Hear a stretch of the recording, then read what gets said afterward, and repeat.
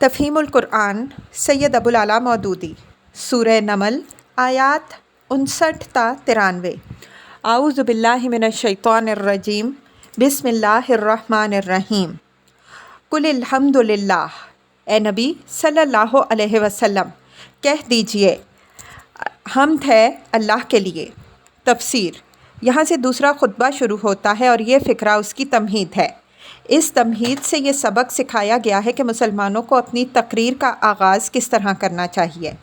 اسی بنا پر صحیح اسلامی ذہنیت رکھنے والے لوگ ہمیشہ سے اپنی تقریریں اللہ کی حمد اور اس کے نیک بندوں پر سلام سے شروع کرتے رہے ہیں، مگر اب اسے ملائیت سمجھا جانے لگا ہے اور موجودہ زمانے کے مسلمان مقررین اس سے کلام کی ابتدا کرنے کا تصور تک اپنے ذہن میں نہیں رکھتے یا پھر اس میں شرم محسوس کرتے ہیں۔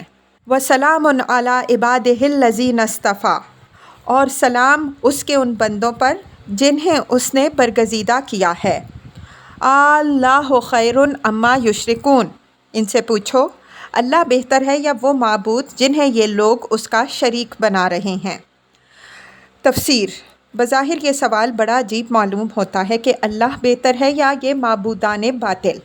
حقیقت کے اعتبار سے تو معبودان باطل میں سرے سے کسی خیر کا سوال ہی نہیں ہے کہ اللہ سے ان کا مقابلہ کیا جائے۔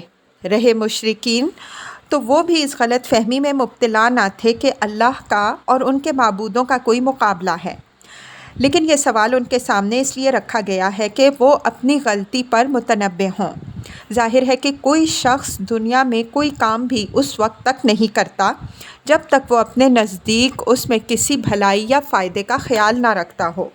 اب اگر یہ مشرک لوگ اللہ کی عبادت کے بجائے ان معبودوں کی عبادت کرتے تھے اور اللہ کو چھوڑ کر ان سے اپنی حاجتیں طلب کرتے اور ان کے آگے نظر و نیاز پیش کرتے تھے، تو یہ اس کے بغیر بالکل بے معنی تھا کہ ان معبودوں میں کوئی خیر ہو۔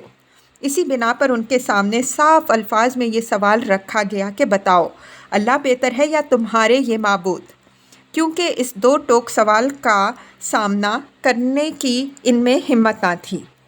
ان میں سے کوئی کٹے سے کٹا مشرک بھی یہ کہنے کی جرت نہ کر سکتا تھا کہ ہمارے معبود بہتر ہیں، اور یہ مان لینے کے بعد کہ اللہ بہتر ہے ان کے پورے دین کی بنیاد ڈھہ جاتی تھی، اس لیے کہ پھر یہ بات سراسر نامعقول قرار پاتی کہ بہتر کو چھوڑ کر بدتر کو اختیار کیا جائے۔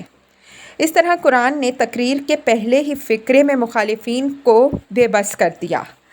اس کے بعد اب پے در پے اللہ تعالیٰ کی قدرت اور تخلیق کے ایک کرشمے کی طرف انگلی اٹھا کر پوچھا جاتا ہے کہ بتاؤ یہ کام کس کے ہیں؟ کیا اللہ کے ساتھ کوئی دوسرا خدا بھی ان کاموں میں شریک ہے؟ اگر نہیں ہے تو پھر یہ دوسرے آخر کیا ہیں کہ انہیں تم نے معبود بنا رکھا ہے؟ روایات میں آتا ہے کہ نبی صلی اللہ علیہ وسلم جب اس آیت کی تلاوت فرماتے تو فوراً اس کے جواب میں فرماتے بل اللہ خیر و ابقیٰ و اجل و اکرم، نہیں بلکہ اللہ ہی بہتر ہے اور وہی باقی رہنے والا اور بزرگ و برتر ہے۔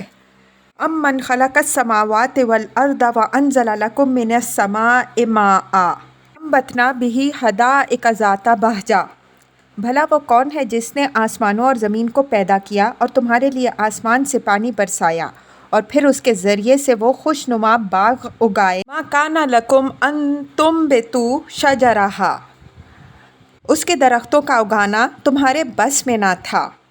اِلٰہٌ مع اللہ، کیا اللہ کے ساتھ کوئی دوسرا خدا بھی ان کاموں میں شریک ہے؟ تفسیر: مشرکوں میں سے کوئی بھی اس سوال کا یہ جواب نہ دے سکتا تھا کہ یہ کام اللہ کے سوا کسی اور کے ہیں یا اللہ کے ساتھ کوئی اور بھی ان میں شریک ہے۔ قرآن مجید دوسرے مقامات پر کفار مکہ اور مشرکین عرب کے متعلق کہتا ہے وَلَئِن سَأَلْتَهُم مَّنْ خَلَقَ السَّمَاوَاتِ وَالْأَرْضَ لَيَقُولُنَّ خَلَقَهُنَّ الْعَزِيزُ الْعَلِيمُ، اگر تم ان سے پوچھو کہ کس نے آسمانوں اور زمین کو پیدا کیا ہے تو وہ ضرور کہیں گے اس زبردست علم والے نے ہی ان کو پیدا کیا ہے۔ زخرف آیت 9۔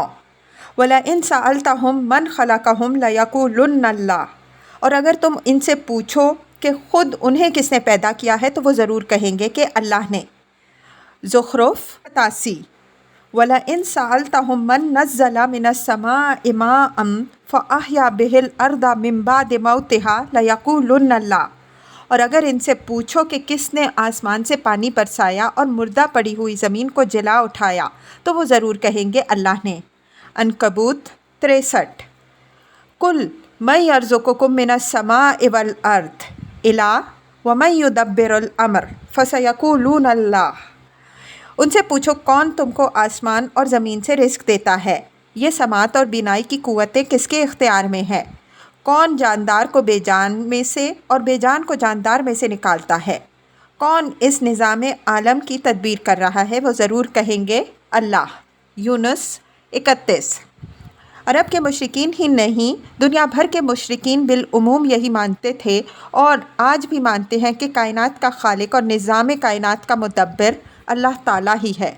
اس لیے قرآن مجید کے اس سوال کا یہ جواب ان میں سے کوئی شخص ہٹ دھرمی کی بنا پر برائے بحث بھی نہ دے سکتا تھا کہ ہمارے معبود خدا کے ساتھ ان کاموں میں شریک ہیں، کیونکہ اگر وہ ایسا کہتا تو اس کی اپنی ہی قوم کے ہزارہا آدمی اس کو جھٹلا دیتے اور صاف کہتے کہ ہمارا یہ عقیدہ نہیں ہے۔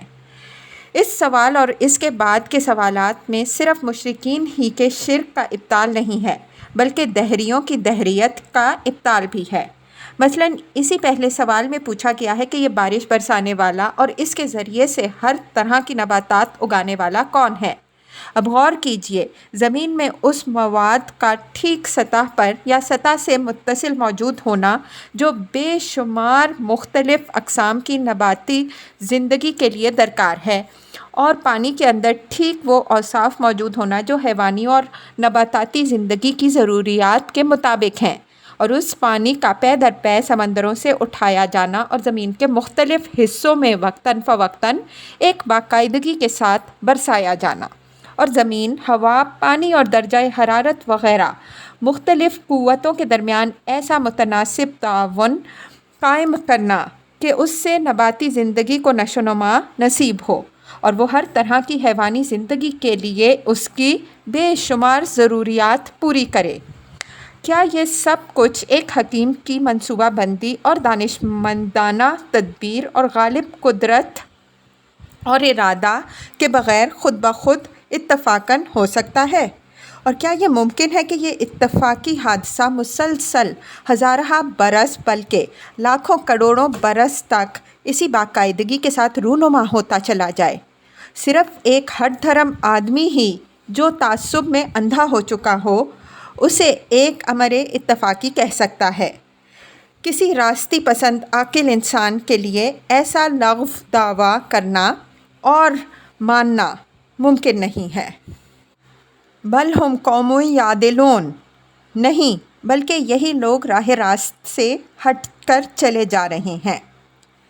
ام من جعل الارض قرارا وجعل خلالها انہارا وجعل لها رواسی وجعل بین البحرین حاجزا، اور وہ کون ہے جس نے زمین کو جائے قرار بنایا اور اس کے اندر دریا رواں کیے اور اس میں پہاڑوں کی میخیں گاڑ دیں اور پانی کے دو ذخیروں کے درمیان پردے حائل کر دیے۔ تفسیر: زمین کا اپنی بے حد و حساب مختلف انواع آبادی کے لیے جائے قرار ہونا بھی کوئی سادہ سی بات نہیں ہے۔ اس کرۂ خاکی کو جن حکیمانہ مناسبتوں کے ساتھ قائم کیا گیا ہے ان کی تفصیلات پر آدمی غور کرے تو اس کی عقل دنگ رہ جاتی ہے اور اسے محسوس ہوتا ہے کہ یہ مناسبتیں ایک حکیم و دانا قادر مطلق کی تدبیر کے بغیر قائم نہ ہو سکتی تھیں۔ یہ کرۂ فضائے بسیط میں معلق ہے، کسی چیز پر ٹکا ہوا نہیں ہے، مگر اس کے باوجود اس میں کوئی اضطراب اور اہتزاز نہیں ہے۔ اگر اس میں ذرا سا بھی اہتزاز ہوتا جس کے خطرناک نتائج کا ہم کبھی زلزلہ آ جانے سے بآسانی اندازہ لگا سکتے ہیں تو یہاں کوئی آبادی ممکن نہ تھی۔ یہ کرۂ باقاعدگی کے ساتھ سورج کے سامنے آتا اور چھپتا ہے، جس سے رات اور دن کا اختلاف رونما ہوتا ہے۔ اگر اس کا ایک ہی رخ ہر وقت سورج کے سامنے رہتا اور دوسرا رخ ہر وقت چھپا رہتا تو یہاں کوئی آبادی ممکن نہ ہوتی، کیونکہ ایک رخ کو سردی اور بے نوری نباتات اور حیوانات کی پیدائش کے قابل نہ رکھتی اور دوسرے رخ کو گرمی کی شدت بے آب و گیاہ اور غیر آباد بنا دیتی۔ اس کرے پر 500 میل کی بلندی تک ہوا کا ایک کثیف ردہ چڑھا دیا گیا ہے جو شہابوں کی خوفناک بمباری سے اسے بچائے ہوئے ہے، ورنہ روزانہ 2 کروڑ شہاب جو 30 میل فی سیکنڈ کی رفتار سے زمین کی طرف گرتے ہیں، یہاں وہ تباہی مچا دیتے کہ کوئی انسان، حیوان یا درخت جیتا نہ رہ سکتا۔ یہی ہوا درجہ حرارت کو قابو میں رکھتی ہے، یہی سمندروں سے بادل اٹھاتی ہے اور زمین کے مختلف حصوں تک آب رسانی کی خدمت انجام دیتی ہے، اور یہی انسان اور حیوان اور نباتات کی زندگی کو مطلوبہ گیسیں فراہم کرتی ہے۔ یہ نہ ہوتی تب بھی زمین کسی آبادی کے لیے جائے قرار نہ بن سکتی۔ اس کرے کی سطح سے بالکل متصل وہ معدنیات اور مختلف قسم کے کیمیاوی اجزاء بڑے پیمانے پر فراہم کر دیے گئے ہیں جو نباتی، حیوانی اور انسانی زندگی کے لیے مطلوب ہیں۔ جس جگہ بھی یہ سر و سامان مفقود ہوتا ہے وہاں کی زمین کسی زندگی کو سہارنے کے لائق نہیں ہوتی۔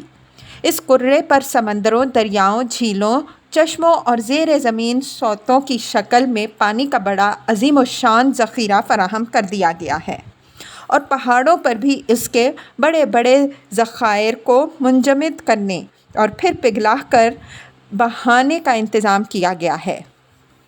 اس تدبیر کے بغیر یہاں کسی زندگی کا امکان نہ تھا۔ پھر اس پانی، ہوا اور تمام ان اشیاء کو جو زمین پر پائی جاتی ہیں سمیٹے رکھنے کے لیے اس کرے میں نہایت ہی مناسب کشش رکھ دی گئی ہے۔ یہ کشش اگر کم ہوتی تو ہوا اور پانی دونوں کو نہ روک سکتی اور درجہ حرارت اتنا زیادہ ہوتا کہ زندگی یہاں دشوار ہو جاتی۔ یہ کشش اگر زیادہ ہوتی تو ہوا بہت کثیف ہو جاتی، اس کا دباؤ بہت بڑھ جاتا، بخارات آبی کا اٹھنا مشکل ہو جاتا اور بارشیں نہ ہو سکتی۔ سردی زیادہ ہوتی، زمین کے بہت کم رقبے پر آبادی ہوتی، بلکہ کشش ثقل بہت زیادہ ہونے کی صورت میں انسان اور حیوانات کی جسامت بہت کم ہوتی اور ان کا وزن اتنا زیادہ ہوتا کہ نقل و حرکت بھی ان کے لیے مشکل ہوتی۔ علاوہ بریں اس کرے کو سورج سے ایک خاص فاصلے پر رکھا گیا ہے جو آبادی کے لیے مناسب ترین ہے۔ اگر اس کا فاصلہ زیادہ ہوتا تو سورج سے اس کو حرارت کم ملتی، سردی بہت زیادہ ہوتی، موسم بہت لمبے ہوتے اور مشکل ہی سے یہ آبادی کے قابل ہوتا، اور اگر فاصلہ کم ہوتا تو اس کے برعکس گرمی کی زیادتی اور دوسری بہت سی چیزیں مل جل کر اسے انسان جیسی مخلوق کی سکونت کے قابل نہ رہنے دیتی۔ یہ صرف چند وہ مناسبتیں ہیں جن کی بدولت زمین اپنی موجودہ آبادی کے لیے جائے قرار بنی ہوئی ہے۔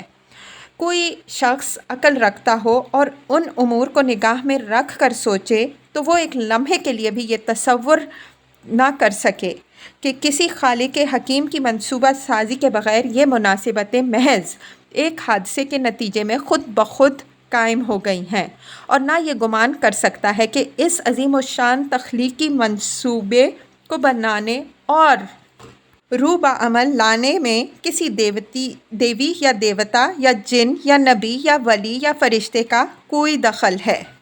یہاں میٹھے اور کھاری پانی کے ذخیرے جو اسی زمین پر موجود ہیں ان کا ذکر ہے کہ باہم خلط ملط نہیں ہوتے۔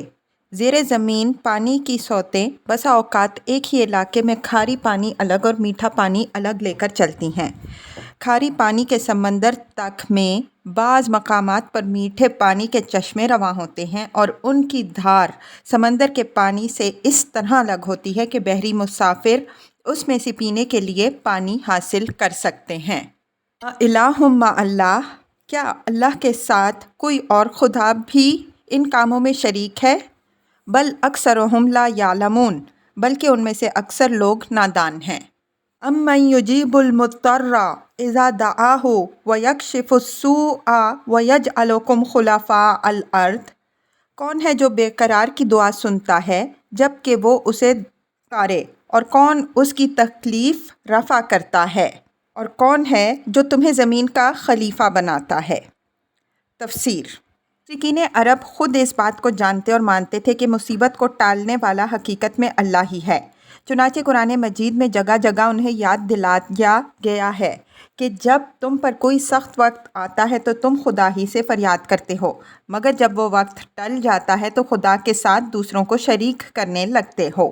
یہ بات صرف مشرکین عرب ہی تک محدود نہیں ہے، دنیا بھر کے مشرکین کا بالعموم یہی حال ہے، حتیٰ کہ روس کے منکرین خدا، جنہوں نے خدا پرستی کے خلاف ایک باقاعدہ مہم چلا رکھی ہے، ان پر بھی جب گزشتہ جنگ عظیم میں جرمن فوجوں کا سخت ہو گیا تو انہیں خدا کو پکارنے کی ضرورت محسوس ہوئی۔ یہاں جو انسان کو خلیفہ بنانے کا ذکر ہے، اس کے دو معنی ہیں۔ ایک یہ کہ ایک نسل کے بعد دوسری نسل اور ایک قوم کے بعد دوسری قوم اللہ اٹھاتا ہے۔ دوسرے یہ کہ تم کو زمین میں تصرف اور فرمانروائی کے اختیارات اللہ عطا کرتا ہے۔ اِلٰہٌ مع اللہ، کیا اللہ کے ساتھ کوئی اور خدا بھی یہ کام کرنے والا ہے؟ قلیلاً ما تذکرون، تم لوگ کم ہی سوچتے ہو۔ امن یہدیکم فی ظلمات البر والبحر، اور وہ کون ہے جو خشکی اور سمندر کی تاریکیوں میں تم کو راستہ دکھاتا ہے۔ تفسیر: یعنی جس نے ستاروں کے ذریعے سے ایسا نظام بنا دیا ہے کہ تم رات کے اندھیرے میں بھی اپنا راستہ تلاش کر سکتے ہو۔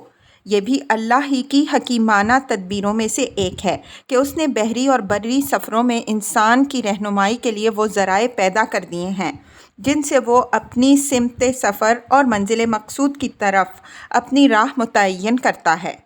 دن کے وقت زمین کی مختلف علامتیں اور آفتاب کے طلوع و غروب کی سمتیں اس کی مدد کرتی ہیں، اور تاریک راتوں میں تارے اس کی رہنمائی کرتے ہیں۔ سورہ نحل میں ان سب کو اللہ تعالیٰ کے احسانات میں شمار کیا گیا ہے۔ وَعَلَامَاتٍ وَبِالنَّجْمِ هُمْ يَهْتَدُونَ، آیت 16۔ مَن يُرْسِلُ الرِّيَاحَ بُشْرًا بَيْنَ يَدَيْ رَحْمَتِهِ، اور کون ہے اپنی رحمت کے آگے ہواؤں کو خوشخبری لے کر بھیجتا ہے۔ تفسیر: رحمت سے مراد بارش، جس کے آنے سے پہلے ہوائیں اس کی آمد کی خبر دے دیتی ہیں۔ اِلٰہٌ مع اللہ، کیا اللہ کے ساتھ کوئی دوسرا خدا بھی یہ کام کرتا ہے؟ تعالی اللہ عما یشرکون، بہت بالا تر اور برتر ہے اللہ اس شرک سے جو یہ لوگ کرتے ہیں۔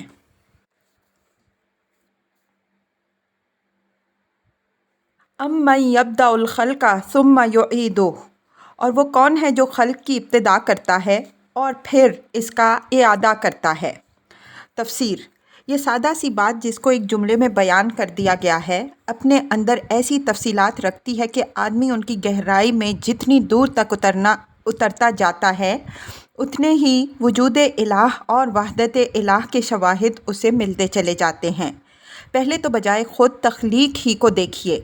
انسان کا علم آج تک یہ راز نہیں پا سکا کہ زندگی کیسے اور کہاں سے آتی ہے۔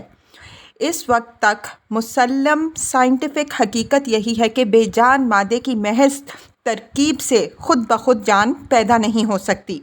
حیات کی پیدائش کے لیے جتنے عوامل درکار ہیں، ان سب کا ٹھیک تناسب کے ساتھ بالکل اتفاقاً جمع ہو کر زندگی کا آپ سے آپ وجود میں آ جانا دہریوں کا ایک غیر علمی مفروضہ تو ضرور ہے، لیکن اگر ریاضی کے قانون وقت و اتفاق لا آف چانس کو اس پر منطبق کیا جائے تو اس کے وقوع کا امکان صفر سے زیادہ نہیں نکلتا۔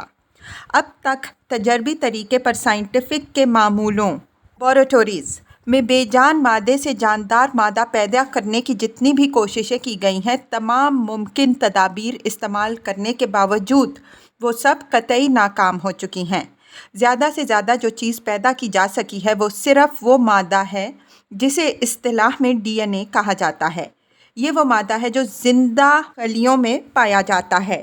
یہ جوہر حیات تو ضرور ہے مگر خود جاندار نہیں ہے۔ زندگی اب بھی بجائے خود ایک معجزہ ہی ہے جس کی کوئی علمی توجیہ اس کے سوا نہیں کی جا سکتی کہ یہ ایک خالق کے امر و ارادہ اور منصوبے کا نتیجہ ہے۔ اس کے بعد آگے دیکھیے، زندگی محض ایک مجرد صورت میں نہیں بلکہ بے شمار متنوع صورتوں میں پائی جاتی ہے۔ اس وقت تک روئے زمین پر حیوانات کی تقریباً 10 لاکھ اور نباتات کی تقریباً 2 لاکھ انواع کا پتہ چل چکا ہے۔ یہ لاکھوں انواع اپنی ساخت اور نوعی خصوصیات میں ایک دوسرے سے ایسا واضح اور قطعی امتیاز رکھتی ہیں اور قدیم ترین معلوم زمانے سے اپنی اپنی صورت نوعیہ کو اس طرح مسلسل برقرار رکھتی چلی آ رہی ہیں کہ ایک خدا کے تخلیقی منصوبے ڈیزائن کے سوا زندگی کے اس عظیم تنوع کی کوئی اور معقول توجیہ کر دینا کسی ون کے بس کی بات نہیں۔ آج تک کہیں بھی دو نوعوں کے درمیان کی کوئی ایک کڑی بھی نہیں مل سکی ہے جو ایک نوع کی ساخت اور خصوصیات کا ڈھانچہ توڑ کر نکل آئی ہو اور ابھی دوسری نوع کی ساخت اور خصوصیات تک پہنچنے کے لیے ہاتھ پاؤں مار رہی ہو۔ متحجرات فاسلز کا پورا ریکارڈ اس کی نظیر سے خالی ہے اور موجودہ حیوانات میں بھی یہ سا مشکل کہیں نہیں ملا ہے۔ آج تک کسی نوع کا جو فرد بھی ملا ہے اپنی پوری صورت نوعیہ کے ساتھ ہی ملا ہے اور ہر وہ افسانہ جو کسی مفقود کڑی کے بہم پہنچ جانے کا وقتاً فوقتاً سنا دیا جاتا ہے، تھوڑی مدت بعد حقائق اس کی ساری پھونک نکال دیتے ہیں۔ اس وقت تک یہ حقیقت اپنی جگہ بالکل اٹل ہے کہ ایک صانع حکیم، ایک خالق باری المصور ہی نے زندگی کو یہ لاکھوں متنوع صورتیں عطا کی ہیں۔ یہ تو ہے ابتدائے خلق کا معاملہ۔ اب ذرا اعادہ خلق پر غور کیجیے۔ خالق نے ہر نوع حیوانی اور نباتاتی کی ساخت و ترکیب میں وہ حیرت انگیز نظام عمل میکانزم رکھ دیا ہے جو اس کے بے شمار افراد میں سے بے حد و حساب نسل ٹھیک اسی کی صورت نوعیہ اور مزاج و خصوصیات کے ساتھ نکالتا چلا جاتا ہے، اور کبھی جھوٹوں بھی ان کروڑہا کروڑ چھوٹے چھوٹے کارخانوں میں یہ بھول چوک نہیں ہوتی کہ ایک نوع کا کوئی کارخانہ تناسل کسی دوسری نوع کا ایک نمونہ نکال کر پھینک دے۔ جدید علم تناسل جینیٹکس کے مشاہدات اس معاملے میں حیرت انگیز حقائق پیش کرتے ہیں۔ ہر پودے میں یہ صلاحیت رکھ دی گئی ہے کہ اپنی نوع کا سلسلہ آگے کی نسلوں تک جاری رکھنے کا ایسا مکمل انتظام کرے جس سے آنے والی نسل اس کی نوع کی تمام امتیازی خصوصیات کی حامل ہوں اور اس کا ہر فرد دوسری تمام انواع کے افراد سے اپنی صورت نوعیہ میں ممیز ہو۔ یہ بقائے نوع اور تناسل کا سامان ہر پودے کے ایک خلیے سیل کے ایک حصے میں ہوتا ہے جسے بمشکل انتہائی طاقتور خوردبین سے دیکھا جا سکتا ہے۔ یہ چھوٹا سا انجینئر پوری صحت کے ساتھ پودے کے سارے نشو و نما کو حتماً اسی راستے پر ڈالتا ہے جو اس کی اپنی صورت نوعیہ کا راستہ ہے۔ اسی کی بدولت گیہوں کے ایک دانے سے آج تک جتنے پودے بھی دنیا میں کہیں پیدا ہوئے ہیں انہوں نے گیہوں ہی پیدا کیا ہے۔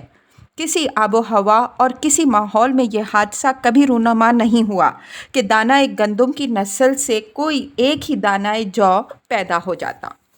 ایسا ہی معاملہ حیوانات اور انسان کا بھی ہے کہ ان میں سے کسی کی تخلیق بھی بس ایک دفعہ ہو کر رہ نہیں گئی ہے بلکہ ناقابل تصور وسیع پیمانے پر ہر طرف اعادہ خلق کا ایک عظیم کارخانہ چل رہا ہے جو ہر نوع کے افراد سے پہم اسی نوع کے بے شمار افراد وجود میں لاتا چلا جا رہا ہے۔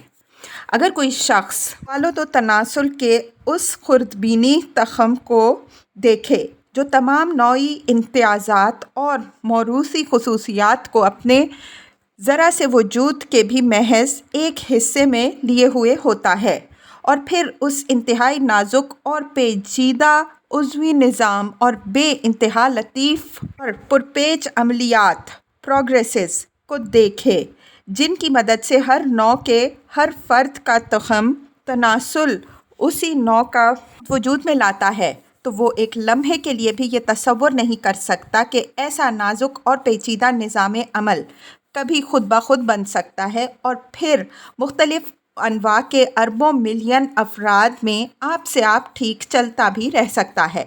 یہ چیز نہ صرف اپنی ابتدا کے لیے ایک صانع حکیم چاہتی ہے، بلکہ ہر آن اپنے درست طریقے پر چلتے رہنے کے لیے بھی ایک ناظم و مدبر اور ایک حی القیوم کی طالب ہے، جو ایک لحظے کے لیے بھی ان کارخانوں کی نگرانی و رہنمائی سے غافل نہ ہو۔ یہ حقائق ایک دہریے کے انکار خدا کی بھی اسی طرح جڑ کاٹ دیتے ہیں جس طرح ایک مشرک کے شرک کی۔ کون احمق یہ گمان کر سکتا ہے کہ خدائی کے اس کام میں کوئی فرشتہ یا جن یا نبی یا ولی ذرہ برابر بھی کوئی حصہ رکھتا ہے؟ اور کون صاحب عقل آدمی تعصب سے پاک ہو کر یہ کہہ سکتا ہے کہ یہ سارا کارخانہ خلق و اعادہ خلق اس کمال حکمت و نظم کے ساتھ اتفاقاً شروع ہوا اور آپ سے آپ چلے جا رہا ہے؟ وَمَن يَرْزُقُكُم مِّنَ السَّمَاءِ وَالْأَرْضِ، اور کون تم کو آسمان اور زمین سے رزق دیتا ہے؟ تفسیر: رزق دینے کا معاملہ بھی اتنا سادہ نہیں جتنا سرسری طور پر ان مختصر سے الفاظ کو پڑھ کر کوئی شخص محسوس کرتا ہے۔ اس زمین پر لاکھوں انواع حیوانات کی اور لاکھوں ہی نباتات کی پائی جاتی ہیں، جن میں سے ہر ایک کے اربوں افراد موجود ہیں اور ہر ایک کی غذائی ضروریات الگ ہیں۔ خالق نے ان میں سے ہر نوع کی غذا کا سامان اس کثرت سے اور ہر ایک کی دسترس کے اس قدر قریب فراہم کیا ہے کہ کسی نوع کے افراد بھی یہاں غذا پانے سے محروم نہیں رہ جاتے۔ پھر اس انتظام میں زمین اور آسمان کی اتنی مختلف قوتیں مل جل کر کام کرتی ہیں جن کا شمار مشکل ہے۔ گرمی، روشنی، ہوا، پانی اور زمین کے مختلف اقسام کے مادوں کے درمیان اگر ٹھیک تناسب کے ساتھ تعاون نہ ہو تو غذا کا ایک ذرہ بھی وجود میں نہیں آ سکتا۔ کون شخص تصور کر سکتا ہے کہ یہ حکیمانہ انتظام ایک مدبر کی تدبیر اور سوچے سمجھے منصوبے کے بغیر یوں ہی اتفاقاً ہو سکتا ہے؟ اور کون اپنے ہوش و حواس میں رہتے ہوئے یہ خیال کر سکتا ہے کہ اس انتظام میں کسی جن یا فرشتے یا کسی بزرگ کی روح کو کوئی دخل ہے؟ الہ مع اللہ، کیا اللہ کے ساتھ کوئی اور خدا بھی ان کاموں میں حصے دار ہے؟ کل، کہہ دیجئے، ہاتوا برہانکم ان کنتم صادقین، لاؤ اپنی دلیل اگر تم سچے ہو۔ تفسیر: یعنی یا تو اس بات پر دلیل لاؤ کہ ان کاموں میں واقعی کوئی اور بھی شریک ہے، یا نہیں تو پھر کسی معقول دلیل سے یہی بات سمجھا دو کہ یہ سارے کام تو صرف ایک خدا کے، مگر بندگی و عبادت کا حق پہنچے اس کے سوا کسی اور کو یا اس کے ساتھ کسی اور کو بھی۔ قل لا یعلم من فی السماوات والارض الغیب الا اللہ، ان سے کہو اللہ کے سوا آسمانوں اور زمین میں کوئی غیب کا علم نہیں رکھتا۔ تفسیر: اوپر تخلیق، تدبیر اور رزاقی کے اعتبار سے اللہ تعالیٰ کے الہ واحد یعنی اکیلے خدا اور اکیلے مستحق عبادت ہونے پر استدلال کیا گیا ہے۔ اب خدائی کی ایک اور اہم صفت یعنی علم کے لحاظ سے بتایا جا رہا ہے کہ اس میں بھی اللہ تعالیٰ لا شریک ہے۔ آسمان و زمین میں جو بھی مخلوقات ہیں، خواہ فرشتے ہوں یا جن یا انبیاء اور اولیاء یا دوسرے انسان اور غیر انسان، سب کا علم محدود ہے، سب سے کچھ نہ کچھ پوشیدہ ہے۔ سب کچھ جاننے والا اگر کوئی ہے تو وہ صرف اللہ تعالیٰ ہے، جس سے اس کائنات کی کوئی چیز اور کوئی بات پوشیدہ نہیں، جو ماضی، حال اور مستقبل سب کو جانتا ہے۔ غیب کے معنی مخفی، پوشیدہ اور مستور کے ہیں۔ اصطلاحاً اس سے مراد ہر وہ چیز ہے جو معلوم نہ ہو، جس تک ذرائع معلومات کی رسائی نہ ہو۔ دنیا میں بہت سی چیزیں ایسی ہیں جو فرداً فرداً بعض انسانوں کے علم میں ہیں اور بعض کے علم میں نہیں ہیں، اور بہت سی چیزیں ایسی ہیں جو بحیثیت مجموعی پوری نوع انسانی کے علم میں نہ کبھی تھیں، نہ آج ہیں، نہ آئندہ کبھی آئیں گی۔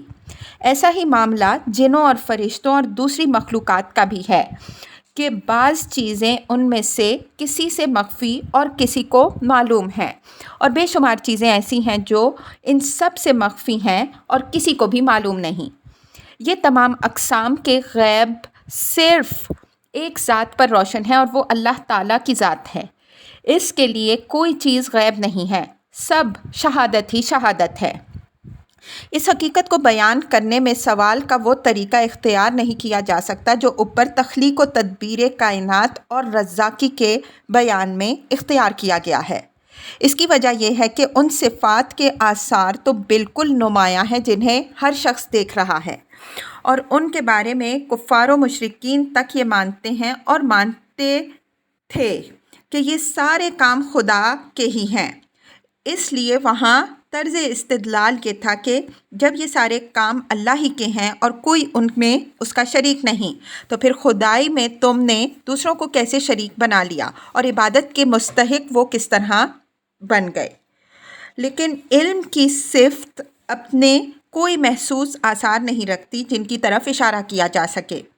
یہ معاملہ صرف غور و فکر ہی سے سمجھ میں آ سکتا ہے، اس لیے اس کو سوال کے بجائے دعوے کے انداز میں پیش کیا گیا ہے۔ اب یہ ہر صاحب عقل کا کام ہے کہ وہ اپنی جگہ اس امر پر غور کرے کہ فی الحقیقت کیا یہ سمجھ میں آنے والی بات ہے کہ اللہ کے سوا کوئی دوسرا عالم الغیب ہو، یعنی تمام ان احوال اور اشیاء اور حقائق کا جاننے والا ہو جو کائنات میں کبھی تھیں یا اب ہیں یا آئندہ ہوں گی۔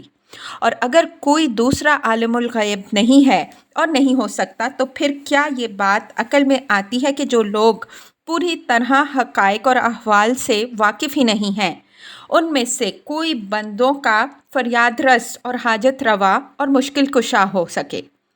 الوہیت اور علم غیب کے درمیان ایک ایسا گہرا تعلق ہے کہ قدیم ترین زمانے سے انسان نے جس ہستی میں بھی خدائی کے کسی شائبے کا گمان کیا، اس کے متعلق یہ خیال ضرور کیا کہ اس پر سب کچھ روشن ہے اور کوئی چیز اس سے پوشیدہ نہیں ہے۔ گویا انسان کا ذہن اس حقیقت سے بالکل بدیہی طور پر آگاہ ہے کہ قسمتوں کا بنانا اور بگاڑنا، دعاؤں کا سننا، حاجتیں پوری کرنا اور ہر طالب امداد کی مدد کو پہنچنا صرف اسی ہستی کا کام ہو سکتا ہے جو سب کچھ جانتی ہو اور جس سے کچھ بھی پوشیدہ نہ ہو۔ اسی بنا پر تو انسان جس کو بھی خدائی اختیارات کا حامل سمجھتا ہے اسے لازماً عالم الغیب بھی سمجھتا ہے، کیونکہ اس کی عقل بلا ریب شہادت دیتی ہے کہ علم اور اختیارات باہم لازم و ملزوم ہیں۔ اب اگر یہ حقیقت ہے کہ خالق اور مدبر اور مجیب الدعوات اور رازق خدا کے سوا کوئی دوسرا نہیں، جیسا کہ اوپر کی آیات میں ثابت کیا گیا ہے، تو آپ یہ حقیقت واضح ہوتی ہے کہ عالم الغیب بھی خدا کے سوا کوئی دوسرا نہیں۔ آخر کون اپنے ہوش و حواس میں یہ تصور کر سکتا ہے کہ کسی فرشتے یا جن یا نبی یا ولی یا کسی مخلوق کو بھی یہ معلوم ہوگا کہ سمندر میں اور ہوا میں اور زمین کی تہوں میں اور سطح زمین کے اوپر کس کس قسم کے کتنے جانور کہاں کہاں ہیں؟ عالم بالا کے بے حد و حساب سیاروں کی ٹھیک تعداد کیا ہے، اور ان میں سے ہر ایک میں کس کس طرح کی مخلوقات موجود ہیں، اور ان مخلوقات کا ایک ایک فرد کہاں ہے اور کیا اس کی ضروریات ہیں۔ یہ سب کچھ اللہ کو تو لازماً معلوم ہونا چاہیے، کیونکہ اس نے انہیں پیدا کیا اور اسی کو ان کے معاملات کی تدبیر اور ان کے حالات کی نگہبانی کرنی ہے، اور وہی ان کے رزق کا انتظام کرنے والا ہے۔ لیکن دوسرا کوئی اپنے محدود وجود میں یہ وسیع و محیط علم رکھ کیسے سکتا ہے، اور اس کا کیا تعلق اس کار خلاقی و رزاقی سے ہے کہ وہ ان چیزوں کو جانے؟ پھر یہ صفت قابل تجزیہ بھی نہیں ہے کہ کوئی بندہ مثلاً صرف زمین کی حد تک اور زمین میں بھی صرف انسانوں کی حد تک عالم الغیب ہو۔ یہ اسی طرح قابل تجزیہ نہیں ہے جس طرح خدا کی خلاقی اور رزاقی اور قیومی و پروردگاری قابل تجزیہ نہیں ہے۔ ابتدائے آفرینش سے آج تک جتنے انسان دنیا میں پیدا ہوئے ہیں اور قیامت تک پیدا ہوں گے، رحم مادر میں استقرار کے وقت سے آخری ساعت حیات تک ان سب کے تمام حالات و کیفیات کو جاننا آخر کس بندے کا کام ہو سکتا ہے، اور وہ کیسے اور کیوں اس کو جانے گا؟ کیا وہ اس بے حد و حساب خلقت کا خالق ہے؟ کیا اس نے ان کے باپوں کے نطفے میں ان کے جرثومے کو وجود بخشا تھا؟ کیا اس نے ان کی ماؤں کے رحم میں ان کی صورت گری کی تھی؟ کیا اس نے ان کی زندہ ولادت کا انتظام کیا تھا؟ کیا اس نے ان میں سے ایک ایک شخص کی قسمت بنائی تھی؟ کیا وہ ان کی موت اور حیات، ان کی صحت اور مرض، ان کی خوشحالی و بدحالی اور ان کے عروج و زوال کے فیصلے کرنے کا ذمہ دار ہے؟ اور آخر یہ کام کب سے اس کے ذمہ ہوا؟ اس کی اپنی ولادت سے پہلے یا اس کے بعد؟ اور صرف انسانوں کی حد تک یہ ذمہ داریاں محدود کیسے ہو سکتی ہیں؟ یہ کام تو لازماً زمین اور آسمانوں کے عالمگیر انتظام کا ایک جز ہے۔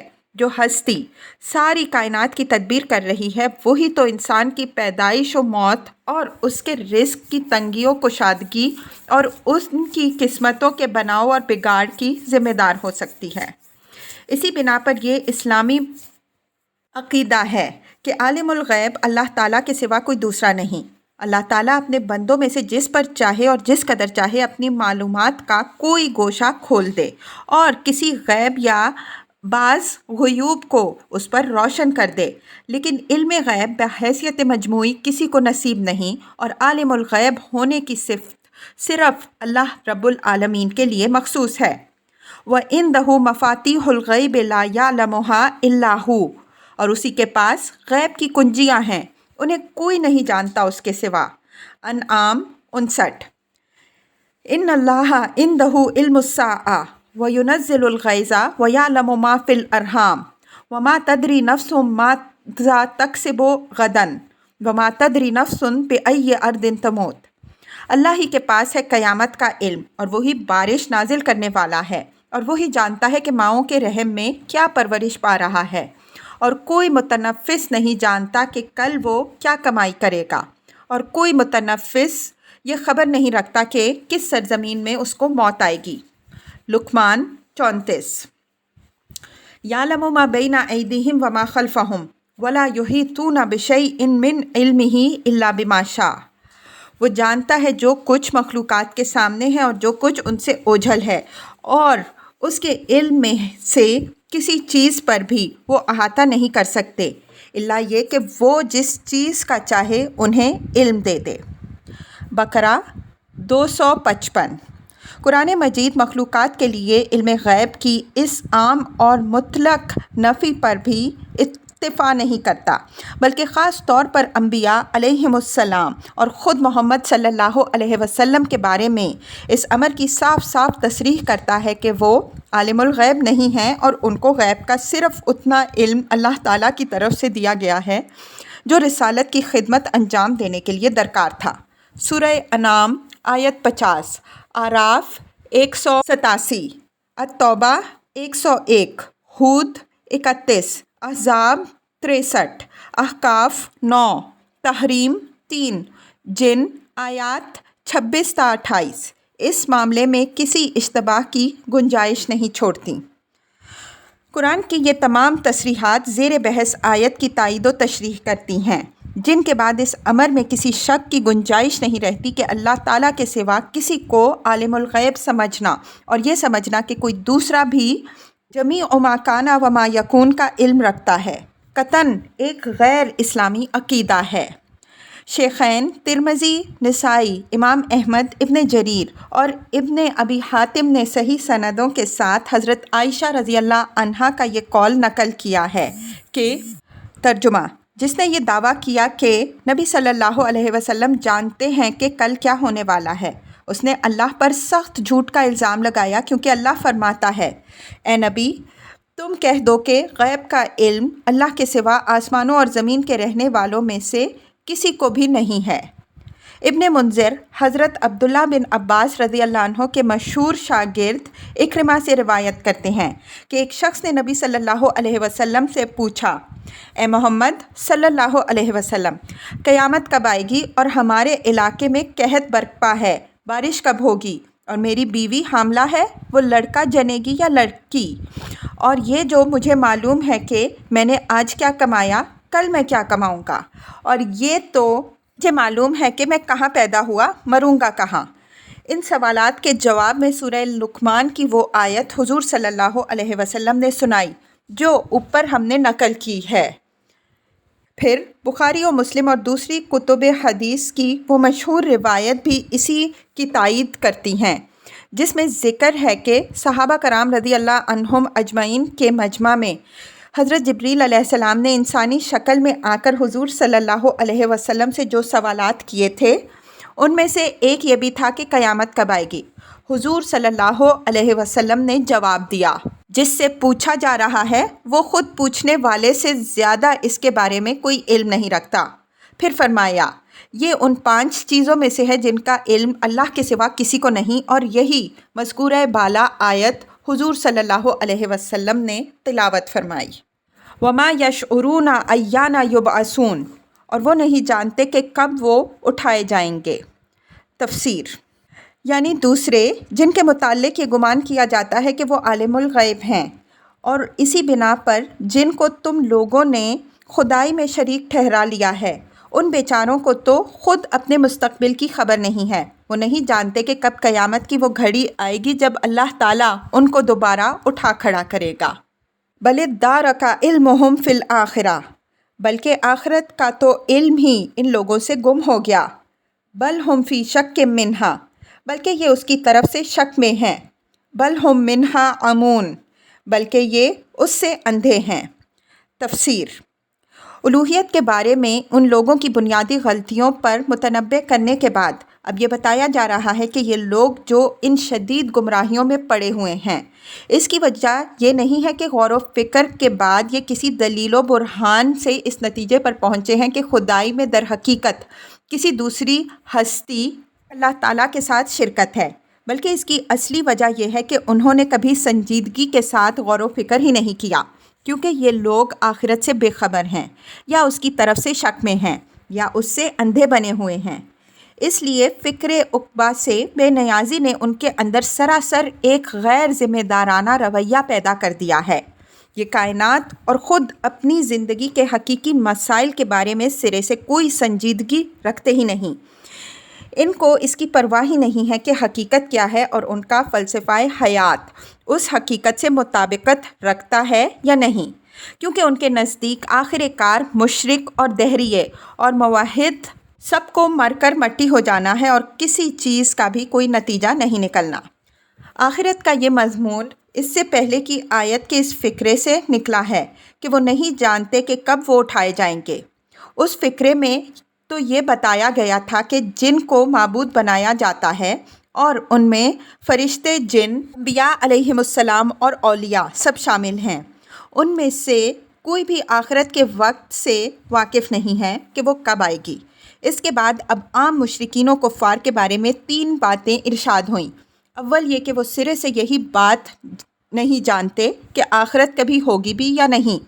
دوسرے یہ کہ ان کی یہ بے خبری اس بنا پر نہیں ہے کہ انہیں اس کی اطلاع ہی کبھی نہ دی گئی ہو، بلکہ اس بنا پر ہے کہ جو خبر انہیں دی گئی اس پر انہوں نے یقین نہیں کیا، بلکہ اس کی صحت میں شک کرنے لگے۔ تیسرے یہ کہ انہوں نے کبھی غور و خوض کر کے ان دلائل کو جانچنے کی زحمت ہی نہیں اٹھائی جو آخرت کے وقوع کے بارے میں پیش کیے گئے، بلکہ اس کی طرف سے اندھے بن کر رہنے ہی کو انہوں نے ترجیح دی۔